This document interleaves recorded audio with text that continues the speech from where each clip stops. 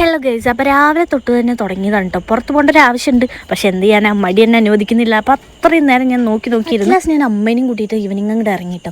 അപ്പോൾ നിങ്ങൾക്ക് വണ്ടിയിൽ സൂക്ഷിച്ച് നോക്കിക്കഴിഞ്ഞാൽ ഒരു സംഭവം കണ്ടുപിടിക്കാൻ പറ്റും.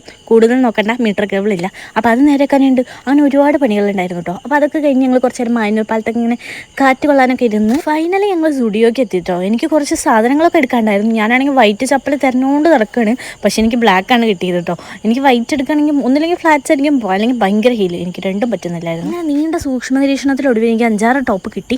അങ്ങനെ ഞാൻ സംതൃപ്തയായി വന്നപ്പോഴേക്കും അമ്മയുടെ എക്സ്പ്രഷൻ ഇത്രയും നോക്കിയിട്ട് ഇവളെങ്ങാനും ടാറ്റയുടെ ഈ സ്റ്റുഡിയോ എഴുതി വാങ്ങുമെന്നുള്ള രീതിയിൽ എൻ്റെ അമ്മയുടെ എക്സ്പ്രഷൻ ഉണ്ടായിരുന്നു. പിന്നെ ട്രയൽ ചെയ്ത് നോക്കിയെങ്കിലും എനിക്ക് എല്ലാം ഒന്നും ഇഷ്ടപ്പെട്ടില്ല, ചിലതൊക്കെ എനിക്ക് ഇഷ്ടപ്പെട്ടു. അങ്ങനെ അവിടെ നിന്ന് സാധനങ്ങളൊക്കെ തപ്പി തിരഞ്ഞെടുത്ത് സമാധാനത്തിലിരിക്കുമ്പോഴാണ് അമ്മ 5 മിനിറ്റ് മോളെ ഇപ്പോൾ വരാമെന്ന് പറഞ്ഞിട്ട് എന്നെ നടു റൂട്ടിലിരുത്തി അവിടെ വരുന്ന കാറിൻ്റെയും ബൈക്കിൻ്റെ എണ്ണം എടുത്തുകൊണ്ടിരിക്കുകയായിരുന്നു. ഞാൻ 5 മിനിറ്റ് കഴിഞ്ഞിട്ടും വരുന്നില്ല, 10 മിനിറ്റ് അറ്റ് ലാസ്റ്റ് വന്നു.